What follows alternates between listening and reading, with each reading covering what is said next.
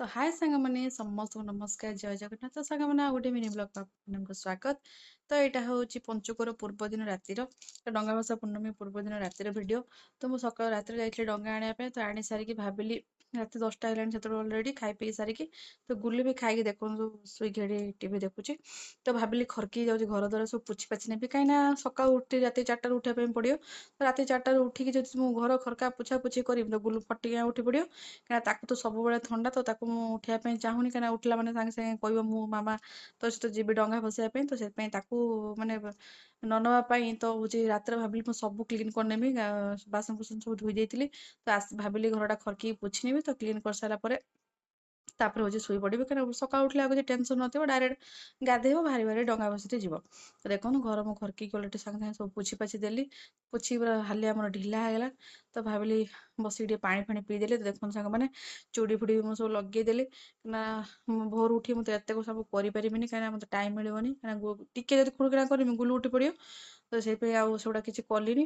ତ ଦେଖନ୍ତୁ ସାଙ୍ଗମାନେ ପାଣି ଟା ପିଇଦେଲି, କାହିଁକିନା ବହୁତ ଥକି ଯାଇଥିଲେ ସବୁ କାମ ସାରିକି। ତ କାମ ସାରିକି ଶୋଇବାରେ ଯୋଉ ଶାନ୍ତି। ସାଙ୍ଗମାନେ ଦେଖନ୍ତୁ ଏବେ ହେଇଯାଇଛି ରାତି 4ଟାରେ ମୁଁ ଉଠି ହେଇଛି ରେଡି। ତ ରେଡି ହେଇକି ହେଇସାରିଲା ଅଲରେଡି ସେତେବେଳେ ବାଜିଗଲାଣି ମତେ 5ଟା ହେଇଗଲାଣି। ତ ଦେଖନ୍ତୁ ଗାଡି ଚାପି ଧରିକି ଚାଲିଲୁ ଆମେ ଡଙ୍ଗା ଭସେଇବା ପାଇଁ। କିଏ କିଏ ଯାଉଛି ଆପଣ ମାନେ ଆଗକୁ ଦେଖନ୍ତୁ କାହା ସାଙ୍ଗରେ ଆମେ ଯାଉଛି। ବାବୁ ତ ଫାଇନାଲି ଯାଉନାହାନ୍ତି, କାହିଁକିନା ଗୁଲୁ ଶୋଇଛି ଯେହେତୁ ତାଙ୍କୁ ସେ ଗୁଲୁ ପାଖରେ ଜଗେଇ ଦେଇ ଯାଉଛି। ତ ଦେଖନ୍ତୁ ଆମ ରୁମ ପାଖରେ ଆମେ ରହିଛୁ ସାଙ୍ଗ ହେଇକି। ତ ମାମାଲି ଆମେ ମୁଁ ଆଉ ମଧୁ ଆମେ ସବୁ ମିଶିକି ଯାଇଥିଲୁ। ଦେଖନ୍ତୁ ସାଙ୍ଗମାନେ ସବୁ ଆମର ଥିଲା ସେଠି ଯୋଉ ଶାଳନ୍ଦୀ ନଦୀ।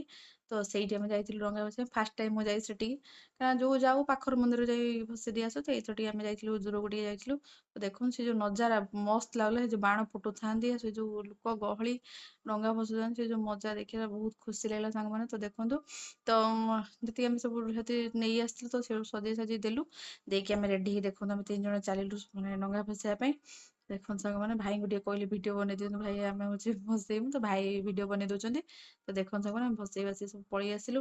ତ ଛୁଆ ମାନେ ଯାହା ହଉଛନ୍ତି ସେଠି ଆପଣ କହିପାରିବେନି, ମାନେ ଛୋଟ ଛୋଟ ଛୁଆ ଅଛନ୍ତି ସେ ସାଙ୍ଗେ ସାଙ୍ଗେ ଯାଇକି ହେଇଠି ମାନେ ସେ ନଈ ଭିତରେ ପଶି ଯାଉଛନ୍ତି। ତ ତାପରେ ଗୋଟେ ପାଖ ମନ୍ଦିର ଥିଲା। ତ ଭାବିଲୁ ସେଠି ଟିକେ ଦର୍ଶନ କରିନେଇଯିବୁ ଠାକୁରଙ୍କୁ। ତ ସେଇଠି ବି ଆମେ ସାଙ୍ଗେ ସାଙ୍ଗେ ଟିକେ ଦର୍ଶନ କରିନେଲୁ। କରିକି ଏବେ ଭାବିଲୁ ଗୋଟେ ଘରୁ ରିଟର୍ଣ କରିବୁ। ଦେଖନ୍ତୁ ସାଙ୍ଗମାନେ ମାନେ ମନ୍ଦିର ବି ଆଜି ପ୍ରବଳ ଗହଳି। ତ ଜୁହାର ହେଇସାରିକି ଆମେ ସବୁ 3 ଜଣ ଦେଖନ୍ତୁ ଟିକେ ଭିଡିଓ ବନେଇଲେ ଆମେ 3 ଜଣ ସଜ ହେଇ ଚାଲିଲୁ। ତ ଏଥର ଘରକୁ ଚାଲିଲୁ ଆମେ ଆଉ। ତ ଦେଖନ୍ତୁ ଆମେ ଘରକୁ ଆସି ସାଙ୍ଗେ ସାଙ୍ଗେ ଆମେ ଲାଗିଗଲୁ ମୁର୍ଜ ପକେଇବାରେ। ଆମେ ସମସ୍ତେ ମିଶିକି ଲାଗିଗଲୁ।